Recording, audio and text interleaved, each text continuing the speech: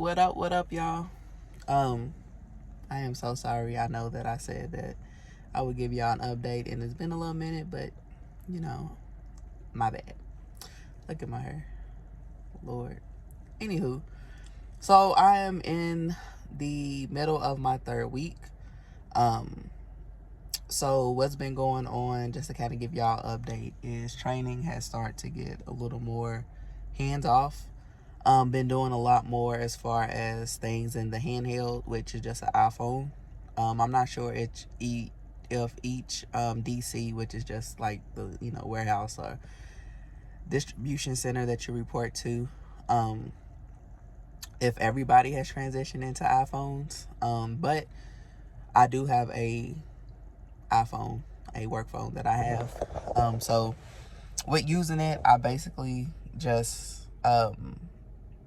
been getting the hang of taking orders, scanning what's in backstock. For those who don't know what backstock is, that is the product that is left in the back of the store because either the shelves are full, you just don't have enough room to put them. So those type of things, that's what you would call backstock, which is left in the back of the store. The hardest challenge for me that I would say has been getting down with the ordering. I'm not a bad person at math, y'all, by any means, but just the numbers throw me for a loop. Like, it's like, for an example, this amount of chips come in a case, this amount of cases fill a shelf. How many should you order? I know it sounds simple, but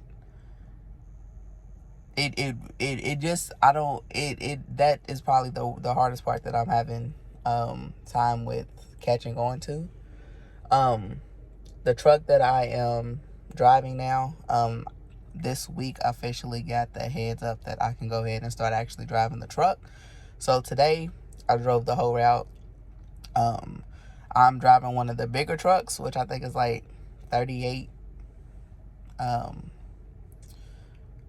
foot truck, I believe, which is the biggest truck they have. I guess the concept is if you could drive that truck, you could drive any of the other ones, which I've came from FedEx Express, so driving bigger trucks really don't intimidate me. One of the main things to get used to is just the length of the truck. Also the lift gate that's on the back, because I've never had to operate a lift gate. It's a couple steps that you have to do, and also just making sure that you're being safe and being careful to make sure you don't pinch your fingers or anything like that. Trying to see what else has happened. Oh, I had somebody come out and watch me merchandise chips and then give me a lesson on what I'm doing wrong. Just joking. Not really what I'm doing wrong, but her sole job is to make sure that we don't injure ourselves, and make sure that we're stretching before work, during work, after work. The proper ways to bend down, proper ways to stand back up, proper way to grab boxes. That she kind of watches you and gives you tips and things like that. So I had that happen, which was a little annoying. She wasn't there long, but I just am not the type of person that I like people just standing there watching me. Which, not by any means, I don't do bad things. I don't just be throwing chips and crunching them on purpose and stuff like that. But it just, I don't know. I just feel like it puts like a, okay, where you gonna leave? Like, it makes me nervous. And I don't even do nothing. But other than that, another thing that I learned is KDs. KDs, all that is the boxes that the chips come in. I don't really know why they call them KDs, or why they just don't call them boxes, because, by all means, give it another word when it's just a box, But each KD, aka box, is a different size. So I'm sure you've seen on other videos where they say that you have to keep all your boxes, which is absolutely true, because they do recycle their boxes until at that point where it just is not usable, which they said typically it lasts them about 4 or 5 good uses out of it. But each box has like a color colored squared on the side, which lets you know the size of the box. It also will have the size of the box. And I was told that it's easier to just keep all the colors together, so that way when you stack them up, the warehouse is able to pull them off, and it makes it a lot easier for them. What else, guys? What else have I been doing? I'm 3 weeks in. As you can tell by the shirt, I'm still there. As far as the pay, I officially have gotten 3 checks. What I will say is, for those, to break it down, the pay still is confusing to me. Only thing I can tell you is your yearly, like your pay is combined of your base, your performance on how, the route is doing. And there's a third component.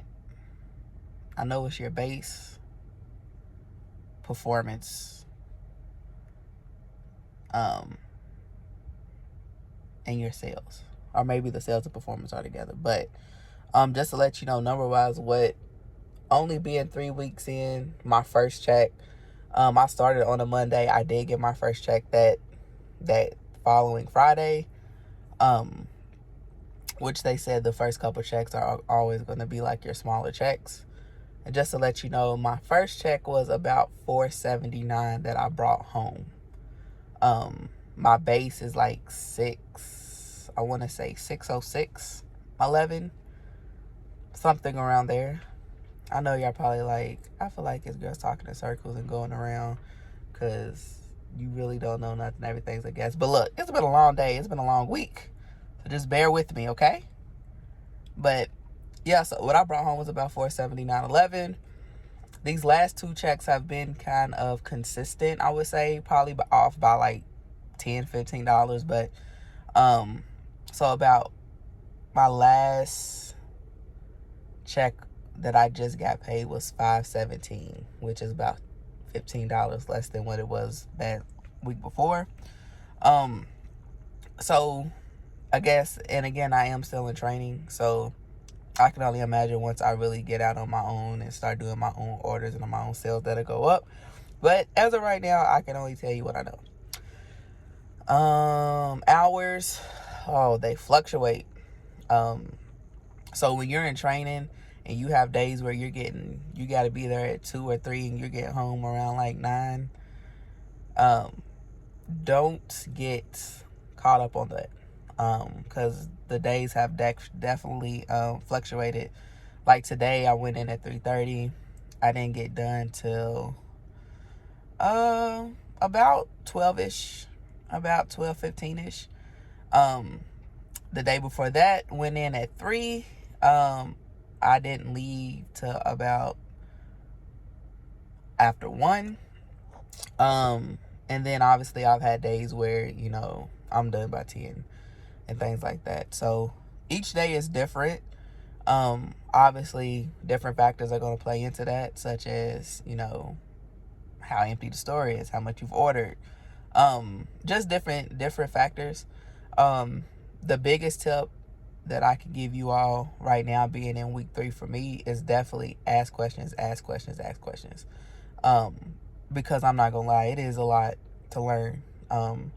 I kind of felt that way when I started at FedEx a few years back. Most people think you just drop packages off at the door and that's it. When it's a lot more to it than that. This job is the exact same thing, but I would say it's a lot more to it than it was at FedEx. So there's a lot of moving parts.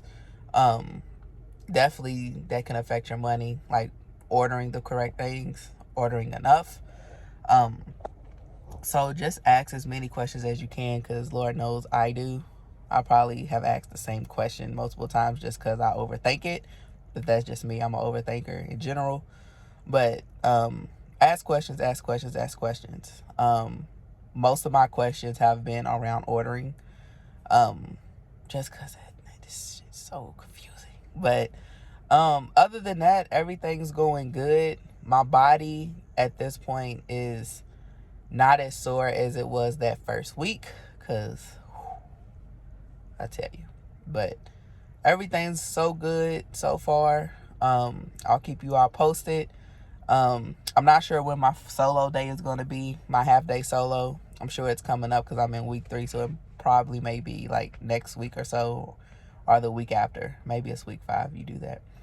But again, this was just an update to let you know how it's been going. Please don't judge my hair.